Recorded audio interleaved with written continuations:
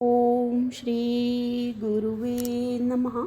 चैतन्यं शाश्वतं शान्तं व्योमातीतं निरञ्जनं नादबिन्दुकलातीतं तस्मै श्रीगुरुवे नमः।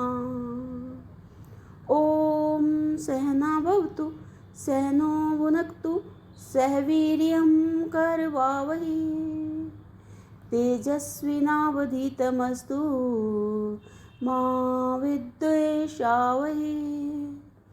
ॐ शान्तिः शान्तिः शान्तिः। प्रणाम भगवान। वेदांत दीपिका परमा स्वामी श्री योगानंद जी महाराज, जिनको आलू वाले बाबा भी कहते हैं भगवान। और आज हमारा नया टॉपिक स्टार्ट हो रहा, कर्म का फल। तो प्रश्न है जिज्ञासु का कि पूर्व जन्म में किए हुए कर्मों का फल इस जन्म में भोगा जाता है। पाप कर्म का फल दुख भोग होता है। पूर्व जन्म की याद नहीं, किए हुए कर्मों की खबर नहीं।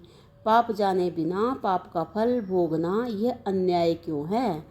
तो उत्तर में बता रहे हैं गुरुजी कि पूर्व जन्म में किए हुए समग्र कर्मों का फल इस जन्म में भोगा जाता हो ऐसा नहीं है, और इस जन्म में जितने फल का भोग होता है वह पूर्व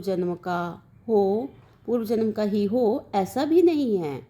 कर्म की सूक्ष्मता गहन है। कर्म की सूक्ष्मता गहन है। सूक्ष्म बुद्धि वाले सज्जनों से ही उसका मार्मिक भाव ग्रहण होता है। कर्मों का फल भोग नहीं है, परंतु जो कर्म अज्ञान से किए जाते हैं और कर्मों के संबंध में जो अज्ञान का भाव द्रवीभूत होता है, उसी अज्ञान का भाव फल रूप होता है। यद्यपि कर्म की मीमांसा वेदांत का विषय नहीं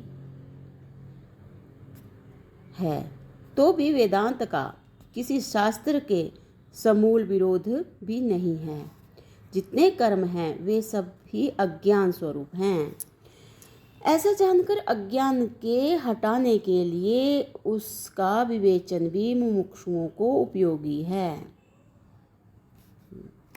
शास्त्र में कर्म का विवेचन दो प्रकार से किया है। एक है आरब्ध और एक है अनारब्ध। आरब्ध और अनारब्ध। दूसरी रीति से इन कर्मों के तीन भेद किए गए हैं।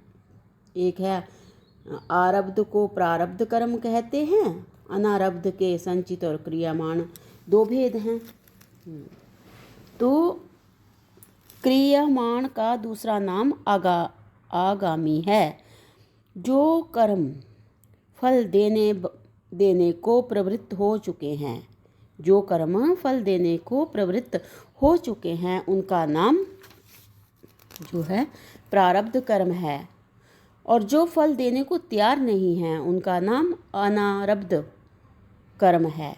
जो कर्म फल देने को तैयार नहीं है वे कर्म दो प्रकार के हैं। एक है संचित, जो पूर्व के एकत्र हैं और उनमें से भोग देने के लिए कोई तैयार नहीं है। दूसरे आगामी, या जिसको क्रियामाण भी बोलते हैं, वे भी पके हुए नहीं हैं और इसी से फल देने को तैयार नहीं हैं।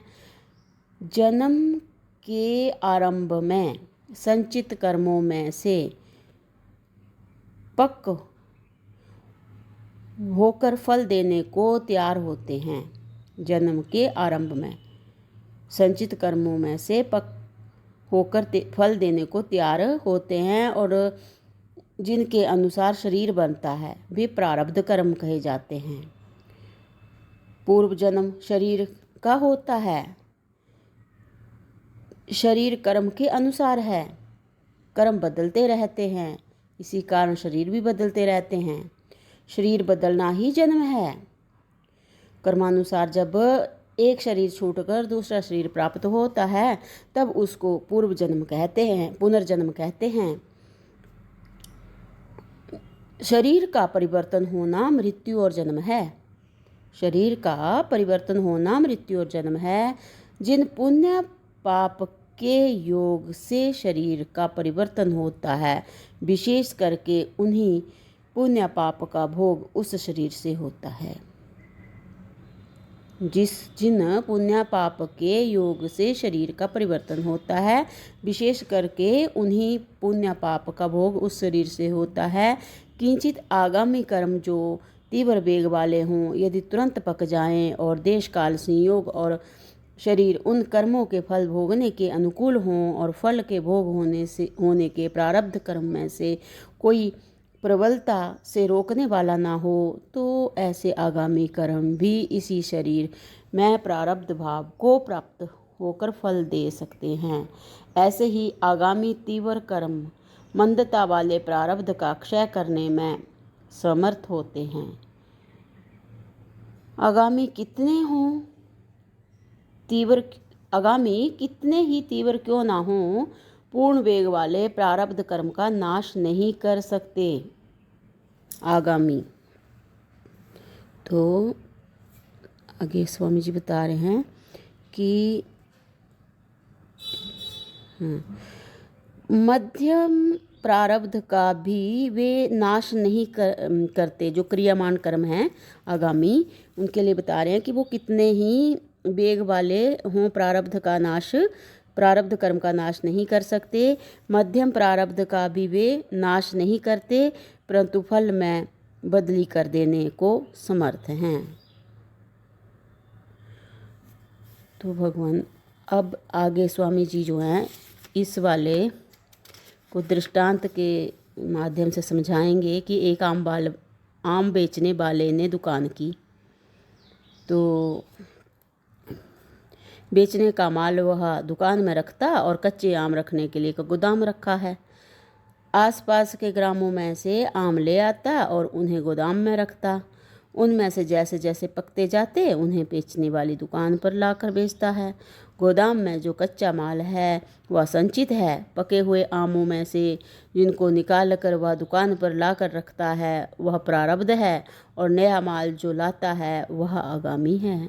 वह तो जैसे नए लाए हुए आम में जो पके होते हैं वे गोदाम में रखकर बेचने के लिए दुकान पर रखे जाते हैं, वैसे ही तीव्र आगामी कर्म भी संचित में ना जमा होकर प्रारब्ध रूप बन सकते हैं।